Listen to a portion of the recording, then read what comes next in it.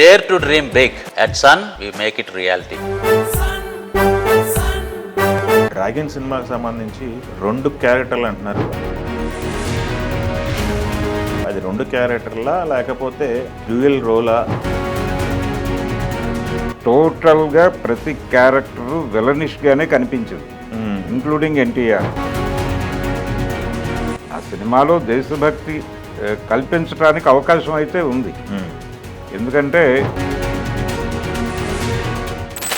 భరద్వాజ గారు, ఇప్పుడు మనకి డ్రాగన్ సినిమాకి సంబంధించి 2 క్యారెక్టర్లు అంటున్నారు. అది 2 క్యారెక్టర్లా లేకపోతే డ్యూయల్ రోలా, 2 షేడ్లా అనేది ఒక ఎత్తు అయితే, ఇప్పుడు ఫౌజీ ఒకటి దేశభక్తి సినిమా అంటున్నారు, డ్రాగన్ దేశభక్తి సినిమా అంటున్నారు.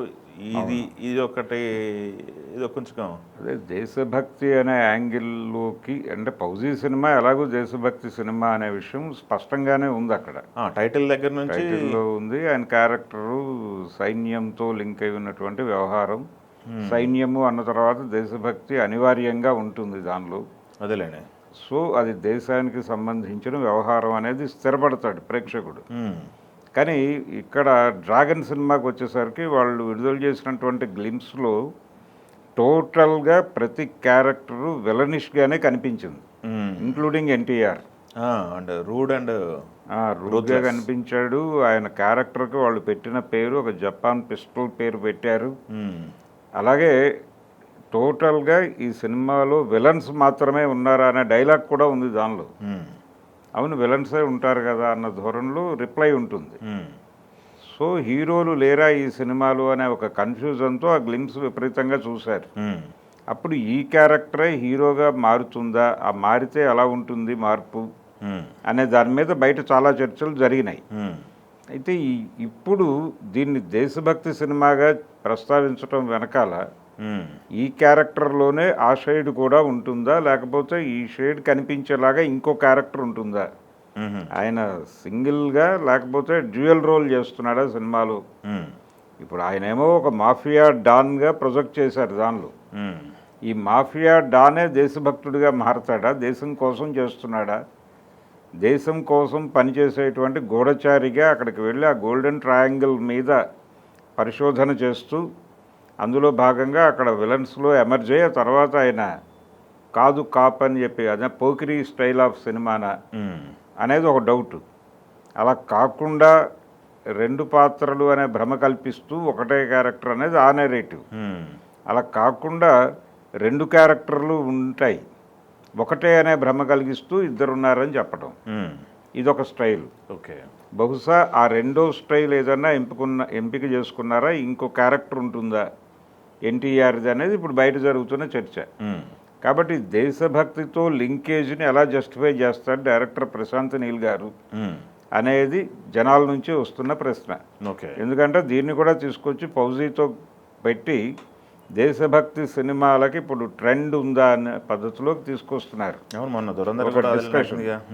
దురంధర్ కూడా మంచి వసూళ్లు సాధించింది. అంటే ఎమోషన్, ఆడియన్స్ని, థియేటర్ని ఎమోషనలైజ్ చేయడానికి దేశభక్తి అయినా నడుస్తుంది. దేశభక్తితో ఎమోషనలైజ్ చేసి రికార్డు వసూళ్లు సాధించిన బొబ్బిల్పుల్ లాంటి సినిమాలు చూస్తున్నాం కదా మనం, మేజర్ చంద్రకాంతులు ఇలాంటివి. కాబట్టి వర్కౌట్ అవుతుంది ప్రాపర్గా డిజైన్ చేస్తే. ప్రాపర్గా జనాలకి కొత్తగా అనిపించేలాగా గనక చేసుకుంటూ వెళితే వర్కౌట్ అయ్యే కంటెంటే. ఎలా చేస్తారు అంటే రొటీన్కి భిన్నంగా వెళ్ళాలి. ఆ సినిమాలో దేశభక్తి కల్పించడానికి అవకాశం అయితే ఉంది. ఎందుకంటే రీసెంట్గానే మణిపూర్లో జరిగిన గొడవలు ఇవన్నీ చూసాం మనం. ఆ లింకేజ్లో నడుస్తుంది కథ అనేది గ్లిమ్స్లో అర్థమైంది కొంతమేరకు. అందుకని ఈశాన్య రాష్ట్రాలు అవి అక్కడ ఏర్పడిన వేర్పాటువాదాలు, ఈ సందర్భంలో దేశ సమగ్రతను నిలబెట్టుకోవటానికి ఏదైనా ఆపరేషను ఇలాంటి కల్పనలు చేసుకోవటానికి పెద్ద ఇబ్బంది పడాల్సిన అవసరమేం లేదు డ్రాగన్ సినిమాకున్న స్కోప్ ప్రకారం చూస్తే. మరి అలాంటి ప్రయత్నాలు ఏవైనా కథలో ఉన్నాయేమో మనకి గ్లిమ్స్లో అయితే కనిపించలేదు.